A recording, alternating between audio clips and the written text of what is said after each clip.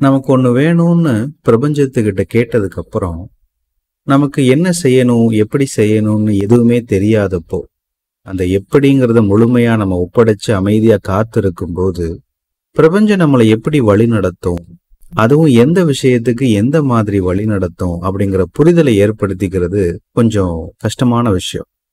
எது நம்ம மனசு சொல்லுது, எது பேராற்றல் வழி நடத்துது, எதுல நாம இறங்கி செயல் செய்யணும், எதை நாம தள்ளி வைக்கணும், இந்த மாதிரி நிறைய குழப்பங்கள் நமக்குள்ள இருந்துகிட்டே இருக்கும். இதை பத்தின ஒரு சில தெளிவுகளை கொடுக்கறதுக்கு தான் இந்த காணொளி. அவசியம் கடைசி வரைக்கும் பாருங்க, உங்களுக்கு பயனுள்ளதா இருக்கு. வணக்கம், நான் தேவா. பிரபஞ்சம் நமக்கு வேணுங்கிறத நம்மளுக்கிட்ட கொடுக்கறதுக்கு பல வழிகளை கையாளும். அது நமக்கு முன்ன பின்ன தெரியாத விஷயங்களா கூட இருக்கலாம், ஆனா அது நம்மளை செய்ய வைக்கும். இதுல ஒரு நுணுக்கமான விஷயம் என்னன்னா, ஒரே ஒரு தடவை எனக்கு இது நடக்கணும் அப்படின்னு ஏதாவது ஒண்ணு நீங்க கேக்குறீங்க. உதாரணத்துக்கு, ஒரு உறவோட நல்ல தொடக்கம், ஒரு நல்ல ஆரோக்கியம், ஏதோ ஒரு நோயில இருந்திருந்தா அதுல இருந்து மீண்டு வர்றது, ஒரு பண வரவு, இப்படி ஒரே ஒரு தடவை நிகழக்கூடிய விஷயங்களை நீங்க கேட்கும்போது பெரும்பாலும் உங்களுடைய எந்த பெரும் முயற்சி இல்லாமலேயே அதை உங்ககிட்ட கொண்டு வந்து சேர்க்கும். அப்பவும் கூட நம்மளோட செயல்கள் ஏதாவது இருக்கு, நாம செய்யணும் அப்படின்னா அது நம்மளை கண்டிப்பா ஏதோ ஒரு வழியில, நமக்கு தெரிஞ்சோ தெரியாமலோ நம்மளை உந்தி தள்ளி அந்த செயல்களை செய்ய வச்சு நம்ம கிட்ட அதை கொண்டு வந்து சேர்த்துரும். ஆனா இன்னொரு விதமான பிரார்த்தனை இருக்கு. எனக்கு இது தொடர்ந்து வேணும், என்னோட தொழில் தொடர்ந்து வளர்ந்துகிட்டே இருக்கணும், என்னுடைய பண உறவு எப்பவுமே நல்லபடியா தொடர்ந்து வளர்ந்துட்டே இருக்கணும், நான் எப்பவுமே ஆரோக்கியமா இருக்கணும், என் உறவு, இந்த உறவு எப்பவுமே என் கூடவே இருக்கணும், இந்த உறவோட நான் சந்தோஷமா கொண்டாட்டமா என்னோட வாழ்க்கையை நான் வாழணும். இந்த மாதிரி தொடர்ச்சியான ஒரு நிகழ்வை, ஒரு வெற்றிகரமான நிகழ்வை நீங்க கேக்குறீங்கன்னா, முதல்ல பேராற்றல் இதை உங்க கையில கொடுக்கறதுக்கு முன்னாடி நீங்க அதை தக்க வச்சுக்கிறதுக்கான தகுதியை ஏற்படுத்துறதுக்கான வேலையைத்தான் பார்க்கும். இது பல முறைகள் அனுபவமா கண்டதுனாலதான் இதை இந்த அளவுக்கு உறுதியா நான் சொல்றேன். நிறைய மக்கள் இந்த மாதிரி பிரார்த்தனைகள்ல அது நடக்கலையேன்னு வருத்தப்படுறதுக்கான காரணம் என்ன அப்படின்னா, அதுக்கான தகுதியை வளர்க்கிற முயற்சியில ஈடுபட்டு இருக்கும் போது நம்மளால அதை கவனிக்க முடியாது. ஏன்னா நம்ம நேரடியா விளைவை பத்தி பார்த்துக்கிட்டு இருப்போம். இன்னும் நம்ம கேட்டது நடக்கல, அதுக்கான வாய்ப்புகள் வரல, விஷயங்கள் வரல அப்படின்னு. ஆனா பேராற்றல் நமக்குள்ள, நாம அந்த விஷயத்தை எப்படி கையாளுறோம், எப்படி பார்க்கிறோம், நமக்கு அதுல சிந்தனைகள் சரியா இருக்கா இல்லையா, நம்மளுடைய பழைய கால காயங்கள் அதுல எதுவும் பாதிப்பை ஏற்படுத்துதா, இது எல்லாத்தையும் ஒரு புரிதலுக்கு உட்படுத்தி சில விஷயங்களை நம்மளை கத்துக்க வச்சு அந்த நுணுக்கங்கள்ல நம்ம தள்ளி விட்டு சில தடுமாற்றங்களை உருவாக்கி சில கஷ்டங்களை உருவாக்கி கத்துக்க வைக்கும். நாம என்ன பண்றோம்னா, அது என்ன சொல்ல வருது அப்படிங்கறத கத்துக்கிறதுக்கு பதிலா, ஏன்னா நல்லது மட்டும் இல்ல, கெட்டது நடக்கிறதுனாலும் பேராற்றல் இல்லாம நடக்காது. இங்க எதுவுமே அது இல்லாம அசையாது. அப்ப நமக்கு ஒரு விஷயம் எதிர்பாராம நம்ம எதிர்க்கிற விரும்பாத விஷயங்கள் நடந்தா கூட அதுக்குள்ள கூட நமக்கு ஒரு நன்மை இருக்குங்கிறது தான் இங்க நிதர்சனமான உண்மை. அப்படி சில விஷயங்களை நம்ம வாழ்க்கையில கொண்டு வந்து அது மூலமா நமக்கு ஒரு விஷயத்த கத்துக் கொடுக்க வச்சு நாம இப்படி ஸ்டேபிளா போறதுக்கான என்ன தேவையோ முதல்ல நம்மளை அதை உருவாக்கி, ஏன்னா அதை தக்க வச்சுக்கிற தகுதியை நம்ம கையில கொடுத்து அந்த விஷயத்தை கொண்டு வந்து நம்ம கையில கொடுக்கும். ஏன்னா அப்படி கொடுத்துச்சுன்னா நம்ம பிரார்த்தனை சரியா நிறைவேறும். ஏன்னா கடைசி வரைக்கும் வெற்றிகரமா அந்த விஷயத்துல நம்ம தொடர்ந்து பயணிக்கணும்னா அதை நாம தக்க வச்சுக்கிறதுக்கான தகுதியோடு இருக்கிறது ரொம்ப ரொம்ப முக்கியம். ஆனா இது எல்லாத்தையுமே சரியா புரிஞ்சுக்கிட்டு நாம சரியா வழிநடத்தப்படணும்னு ஆசைப்பட்டா நம்ம செய்ய வேண்டிய ஒன்னே ஒண்ணு, எப்பவுமே ரிலாக்ஸா கான்சியஸா இருக்கிறது.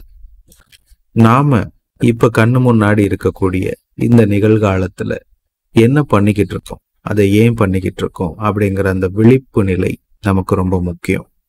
அது நம்ம தளர்வா இருக்கும்போது தானாவே நம்மளுடைய தெளிவுக்கு வர ஆரம்பிக்கும். இது ஒண்ணுதான், அதாவது என்ன நடக்குதுங்கிறத, எப்படி நடக்குதுங்கிறத கவனிக்கிறதுக்கு தேவையான ஒரு விழிப்போட நம்ம எப்பவும் இருந்தா போதுமானது. மற்றது எல்லாமே பேராற்றல் பார்த்துக்கும். அது நம்ம கிட்ட என்ன சொல்ல வந்தாலும் அது நமக்கு காதுல நல்லாவே கேட்கும். ஏன்னா எப்பவுமே கேட்க தயாரா இருக்கும். எப்பவுமே செயல் செய்ய தயாரா இருக்கும்போது அது நமக்கு செயல் செய்யறதுக்கான தூண்டுதலை உருவாக்குனா உடனே, ஏன்னா இது நம்மளுடைய மனசுடைய குழப்பங்கள்ல இருந்தோ அதீத சிந்தனைகள்ல இருந்தோ வரல. ஏன்னா நம்ம இப்போ அமைதியா இருக்கோம், தளர்வா இருக்கோம். அதனால எங்க இருந்து வருது இந்த உந்துதல் அப்படிங்கிற ஒரு புரிதல் நமக்கு இயல்பாவே இருக்கும். அதனால நம்ம அதை கண்டிப்பா தவற விட மாட்டோம். நிச்சயமா அந்த செயலை செய்வோம். அந்த செயல் நடந்துச்சு அப்படின்னா பேராற்றல் அதுக்கப்புறம் அது தீர்மானிச்சு வச்சிருக்கிற விஷயங்களை செஞ்சு அடுத்த கட்ட செயல் என்னங்கிறது நமக்கு தெரியப்படுத்தி மறுபடியும் அந்த செயலையும் நாம செஞ்சு கடைசியா நமக்கு என்ன வேணுமோ அதை நம்ம கையில கொண்டு வந்து கொடுத்துரும். ஆனா இந்த விழிப்பு நிலையையும் தளர்வையும் சரியா பயன்படுத்தணும் அப்படிங்கிறது தான் இங்க முக்கியமான விஷயம். இதுக்கு தான் சும்மா இருங்க, ஒரு நாளைக்கு 1 மணி நேரமாவது எந்த செயலும் செய்யாம எதுலையும் ஈடுபடாம ஸ்கிரீன் பார்க்கறது, செயலை பத்தின சிந்தனைகளை உருவாக்காம இருக்கிறது. தானா உருவாக்குற சிந்தனைகள் பரவாயில்லை, ஏன்னா அதை தடுக்க முடியாது. அதோட போராடினீங்கன்னா தேவையில்லாம நேர விரயம் தான் ஆகும், சக்தி விரயமும் ஆகும். மனசுல ஓடுற எண்ணங்கள் ஓடட்டும், ஆனா நாமளா எதுலையும் போய் ஈடுபாடு காட்ட வேண்டாம்.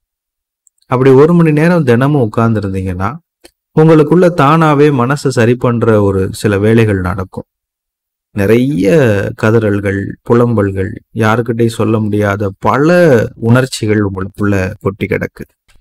அந்த குப்பைகள் எல்லாம் ஒன்னொன்னா வெளியில வந்து ஒரு கட்டத்துக்கு அப்புறம் எல்லாமே தன்னுடைய உணர்ச்சிகளை இழந்து வெறும் நினைவு பதிவுகளா மட்டும் உள்ளுக்குள்ள கிடக்கும். வெறும் நினைவுகளா இருந்தா எந்த பிரச்சனையும் இல்லை. அதுல உணர்வுகள் சேரும் போதுதான் அது வாழ்க்கையவே திசை திருப்புறதுக்கான வாய்ப்புகள் இருக்கு. அப்ப இத தினமும் 1 மணி நேரம் நீங்க இந்த சும்மா இருக்கிறது, ஏன்னா தியானம் பண்றது நிறைய பேருக்கு சிரமமான ஒண்ணா இருக்கு. தியானம்னா என்னென்னமோ நினைச்சுக்கிட்டு அதுல ஏதோ முயற்சி பண்ணி நாம என்ன பண்றோம், நல்லா இருக்கிற மனநிலைமையை கூட இன்னும் கொஞ்சம் அதீத பரபரப்புக்கு உள்ளாக்குற மாதிரி ஒரு சில நிகழ்வுகள் நடந்து போகுது. அதனால என்னுடைய பரிந்துரை என்னன்னா, நீங்க எப்படி வேணாலும் உட்கார்ந்துக்கங்க, ஆனா உட்கார்ந்துருங்க. கண்களை திறந்து கண்களை மூடி கால்களை நீட்டி மடக்கி எப்படினாலும் சரி உட்கார்ந்துருங்க. எதுலையும் ஈடுபடாம கொஞ்சம் ஓரளவுக்கு உடல் அசைவுகள் இல்லாம அமைதியா உட்கார்ந்துருங்க. என்ன வேணாலும் மனசு செயல்படட்டும், வெளியில சுத்தி என்ன வேணாலும் நடக்கட்டும், நீங்க அமைதியா உட்கார்ந்துருங்க. எதுலையும் ஈடுபாடு காட்டாம அமைதியா உட்கார்ந்துருங்க. இப்படி நீங்க செய்ய செய்ய செய்ய செய்ய உங்களுக்குள்ள இந்த விழிப்பும் தளர்வும் தானாவே வர ஆரம்பிக்கும். இதுதான் மிகச்சிறந்த வழி. மற்ற எல்லாமே நீங்க செஞ்சாலும், ஏன்னா மனசு ரொம்ப பரபரப்பா இருக்கிற நேரத்துல போய் நீ இப்படி நினைக்காத அப்படி நினைக்காத இதை உடனே ஸ்டாப் பண்ணு அப்படின்னா அப்படியெல்லாம் அது நிறுத்தாது. அது அதோட வேலையை பார்த்துக்கிட்டே தான் இருக்கும். என்னடா நம்ம சொன்னோம் மனசு நிக்கல, இப்படி ஆயிடுச்சு அப்படி ஆயிடுச்சு, நாம தான் என்ன பண்ணுவோம், தேவையில்லாத மன அழுத்தத்துக்குள்ள போய் மாட்டிப்போம். அதனால மனசோட போராடுறது நம்ம வேலை இல்லை. அது ஒரு இன்புட் உள்ள விழுந்துருச்சு அப்படின்னா அதுக்கான விஷயங்களை அது உருவாக்காம அது நிறுத்தாது. அந்த உள்ள போற விஷயத்துல என்ன நம்ம சிந்திக்கிறோங்கிற அந்த கவனம் வரணும். உள்ள போறதுலையும் வெளியில வர்றதுலையும் உள்ள என்ன நடக்குதுங்கிறதுலையும் நமக்கு கவனம் வரணும். அந்த விழிப்பு வரணும்னா நாம தினசரி இந்த பயிற்சியை பண்ணணும். தினமும் 1 மணி நேரம் இதை நீங்க செஞ்சீங்கன்னா பேராற்றல் உங்களை எப்படி வழி நடத்துதுன்றது கூட உங்களால ஆழமா புரிஞ்சுக்க முடியும். இது மிகச்சிறந்த விஷயம். இதை நீங்க சோதிச்சு பாருங்க. இதை நம்பணும்னு அவசியம் இல்லை. இதை நீங்க சோதிச்சு பார்த்தீங்கன்னா கண்டிப்பா உங்களுக்கு இது பலன் உள்ளதுன்னு நீங்களே ஏத்துப்பீங்க. உண்மையை நம்ப வேண்டிய அவசியம் இல்லை இல்லையா? நல்லது. இந்த பதிவு நிச்சயம் பேராற்றலோட வழிநடத்துதலுக்கு சில புரிதல்களை உங்களுக்கு கொடுத்துருக்கும் நான் நம்புறேன்.